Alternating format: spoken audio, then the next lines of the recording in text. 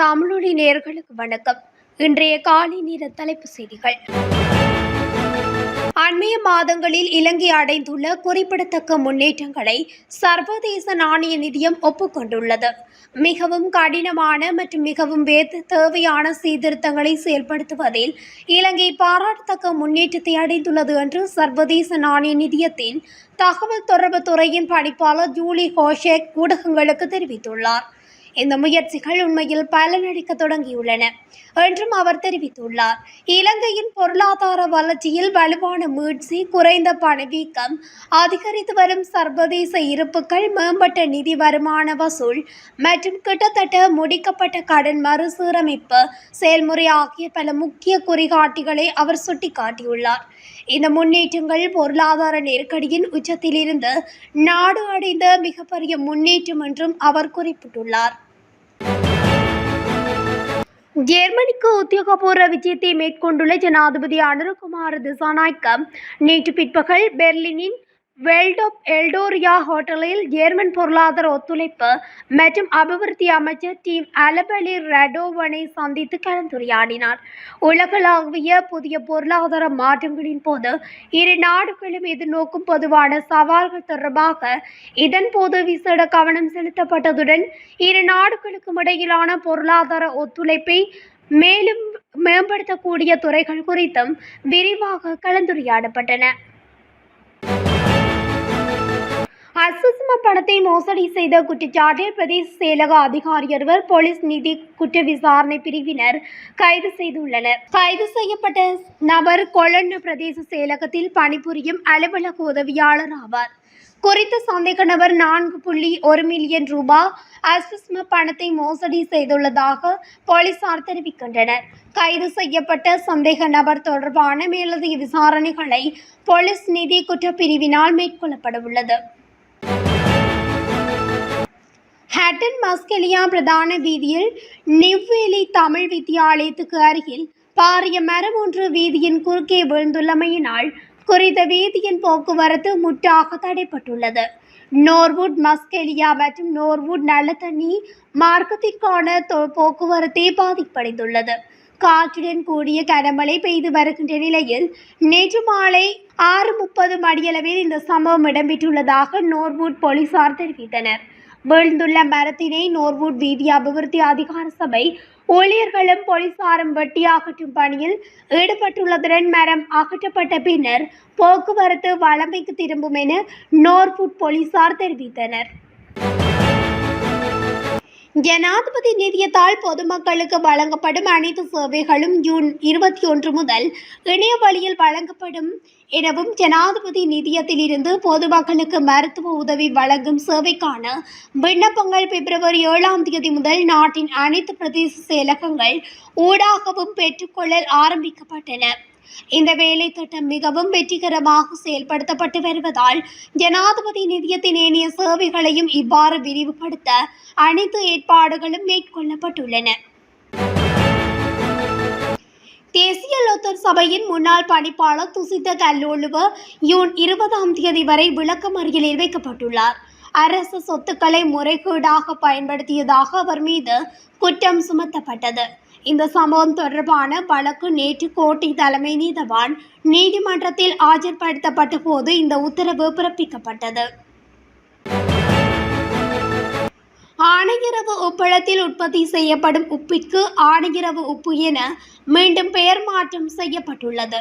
குறித்த உப்பளத்தில் உற்பத்தி செய்யப்படும் உப்பிற்கு அண்மையில் ரஜ உப்பு என பெயர் சூட்டியமை தமிழ் மக்கள் மத்தியில் அதிருப்தி ஏற்படுத்தியது. இந்நிலையில் மீண்டும் அந்த உப்பிற்கு ஆணையரவு உப்பு என பெயர் சூட்டப்பட்டுள்ளது. குறித்த உப்பளத்தில் உற்பத்தி செய்யப்படும் உப்பானது வடக்கு மாகாணத்தில் முதற்கட்டமாக விநியோகம் செய்யப்படும் என தகவல் வெளியாகியுள்ளது.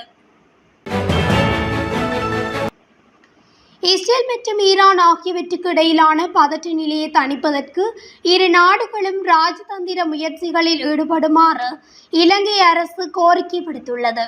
வெளிநாட்டு அலுவல்கள், வெளிநாட்டு வேலைவாய்ப்பு மற்றும் சுற்றுலாத்துறை அமைச்சர் அறிக்கை ஒன்றை வெளியிட்டு இதனை தெரிவித்துள்ளது. இஸ்ரேல் மற்றும் ஈரான் ஆகிய நாடுகளுக்கு இடையேயான சமீபத்திய அபிவிருத்திகள் குறித்து இலங்கை ஆழ்ந்த வருத்தம் தெரிவிப்பதாகவும் இரு நாடுகளும் நிதானத்தை கடைபிடித்து உரையாடலில் ஈடுபட்டு பதட்ட நிலையை தணிப்பதற்கான முயற்சிகளை தொடருமாறும் கூறப்பட்டுள்ளது. இரு நாடுகளிலும் உள்ள இலங்கை தூதரகங்கள் நிலைமையை உன்னிப்பாக கண்காணித்து வருகின்ற நிலையில் அங்கு உள்ள இலங்கை பிரஜைகளுடன் தொடர்பில் உள்ளன. அவர்களை மிகுந்த எச்சரிக்கையுடனும் விழிப்புடனும் இருக்குமாறு அறிவுறுத்தப்பட்டுள்ளதாகவும் வெளிநாட்டு அலுவல்கள் வெளிநாட்டு வேலைவாய்ப்பு மற்றும் சுற்றுலாத்துறை அமைச்சு மேலும் தெரிவித்துள்ளது. தன்னுடைய காதலியின் நிர்வாண புகைப்படங்களை இணையதளத்தில் பதிவேற்றிய குற்றச்சாட்டை ஒத்துக்கொண்ட பௌத்த துறவிக்கு இலக்கு வேலையுடன் கூடிய 6 மாத சிறை தண்டனை விதிக்கப்பட்டுள்ளது. அனுராதபுரத்தைச் சேர்ந்த ஒரு துறவிக்கு கொழும்பு பிரதான நீதவான் தனுஜா லக்மாலி இந்த தண்டனையை வியாழக்கிழமை விதித்துள்ளார். அவர் தனது காதலியிடமிருந்து பிரிந்த பிறகு அவர் நெருக்கமாக இருந்த வீடியோக்களை ஆன்லைனில் வெளியிட்டதாக கூறப்படும் குற்றச்சாட்டுக்காக பாதிக்கப்பட்டவருக்கு 2500 அபராதமும் 1 லட்சம் ரூபாய் இழப்பீடும் வழங்குமாறு நீதவான் தனது தீர்ப்பில் குறிப்பிட்டார். அபராதம் செலுத்தப்படாவிட்டால் அவர் மேலும் 3 மாத கால சிறை தண்டனையை கடுமையாக அனுபவிக்க வேண்டும் என்றும் நீதவான் உத்தரவிட்டார். வாட்ஸ்அப்பில் ஆபாச வீடியோக்களை வெளியிட்ட குற்றச்சாட்டில் குற்றத்தை ஒப்புக்கொண்ட பிறகு அவர் இந்த தண்டனையை விதித்தார். கொழும்பு மாநகர சபை அலுவலகத்துக்கு அருகில் வீதியில் பயணித்துக் கொண்டிருந்த முச்சக்கர வண்டி ஒன்று திடீரென தீப்பற்றி எரிந்துள்ளதாக போலீசார் தெரிவித்தனர். இந்த தீ விபத்து வெள்ளிக்கிழமை பிற்பகல் இடம்பெற்றுள்ளது.